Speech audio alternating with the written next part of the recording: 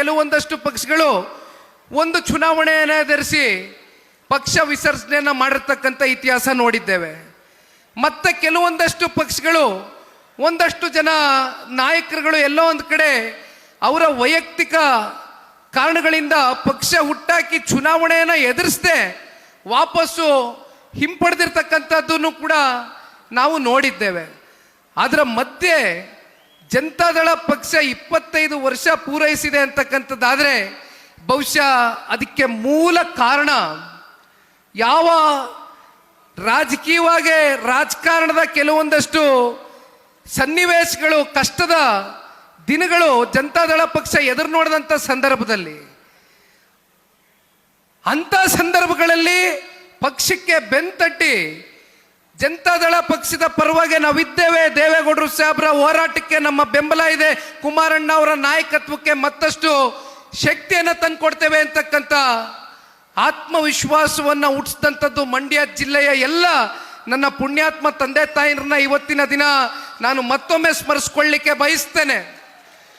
ಜನತಾದಳ ಪಕ್ಷ ಈ ನಾಡಿನಲ್ಲಿ, ಮಂಡ್ಯ ಜಿಲ್ಲೆಯಲ್ಲಿ ಅತ್ಯಂತ ಸುಭದ್ರವಾಗಿದೆ ಅಂತಕ್ಕಂಥದ್ದು, ಬಹಳ ಗಟ್ಟಿಯಾದಂಥ ನೆಲೆಯನ್ನು ಊರ್ತಕ್ಕಂಥದ್ದಕ್ಕೆ ನಾನು ಒಂದು ಸಣ್ಣ ವಿಚಾರವನ್ನು ನಿಮ್ಮ ಮುಂದೆ ಇಡಲಿಕ್ಕೆ ಬಯಸ್ತೇನೆ. 2018ರ ವಿಧಾನಸಭಾ ಚುನಾವಣೆ, ಬಹುಶಃ ಅದು ಪುಟ್ಟರಾಜಣ್ಣವರು ಹಾಗೂ ಪುಟ್ಟರಾಜಣ್ಣವರ ಅಭಿಮಾನಿಗಳು, ನಮ್ಮ ಕಾರ್ಯಕರ್ತ ಬಂಧುಗಳು ಕ್ಷೇತ್ರದಲ್ಲಿ ನೀವು ಯಾರು ಕೂಡ ಮರಿಲಿಕ್ಕಾಗದೇ ಇರತಕ್ಕಂಥ ಸವಾಲಿನ ದಿನಗಳು. ಬಹುಶಃ 18ರ ಆ ಒಂದು ಚುನಾವಣೆ ಮಾನ್ಯ ಪುಟ್ಟರಾಜಣ್ಣ ಅವರ ರಾಜಕೀಯ ಜೀವನದಲ್ಲಿ ಒಂದು ದೊಡ್ಡ ಸವಾಲಿನ ದಿನಗಳನ್ನ ಎದುರಿಸಿದಂಥ ಚುನಾವಣೆ. ಆ ಸವಾಲನ್ನ ಮೆಟ್ ನಿಲ್ತಕ್ಕಂಥದ್ದಕ್ಕೆ ಧೈರ್ಯವನ್ನು ತುಂಬಿಸಿದಂಥದ್ದು ಮೇಲ್ಕೋಟೆ ವಿಧಾನಸಭಾ ಕ್ಷೇತ್ರದ ಪುಣ್ಯಾತ್ಮ ತಂದೆ ತಾಯಂದರು.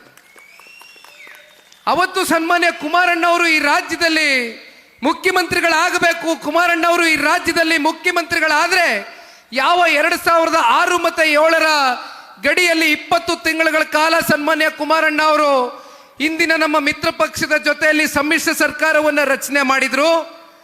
ಅವತ್ತು ಅತ್ಯಂತ ಅಲ್ಪ ಅವಧಿಯಲ್ಲಿ ರೈತರಿಗೆ 2600 ಕೋಟಿಯಷ್ಟು ಸಾಲವನ್ನು ಮನ್ನಾ ಮಾಡಿದಂಥದ್ದನ್ನ ಜಿಲ್ಲೆಯ ಜನತೆಯೂ ಕೂಡ ನೋಡಿ, ಇಂಥ ಒಬ್ಬ ರೈತ ನಾಯಕ ರೈತರಿಗೋಸ್ಕರ ಇವತ್ತು ಅವರ ಜೀವನವನ್ನು ಮುಡಿಪಿಟ್ಟಿರ್ತಕ್ಕಂಥ ಸನ್ಮಾನ್ಯ ಕುಮಾರಣ್ಣ ಅವ್ರನ್ನ ಮತ್ತೊಮ್ಮೆ ಈ ರಾಜ್ಯದಲ್ಲಿ ಮುಖ್ಯಮಂತ್ರಿಗಳಾಗಿ ನಾವು ನೋಡಬೇಕು ಅಂತಕ್ಕಂಥ ಹಿನ್ನೆಲೆಯಲ್ಲಿ ತಾವೆಲ್ಲರೂ ಕೂಡ ಮಂಡ್ಯ ಜಿಲ್ಲೆಯಲ್ಲಿ ಇರ್ತಕ್ಕಂಥ 7 ವಿಧಾನಸಭಾ ಕ್ಷೇತ್ರ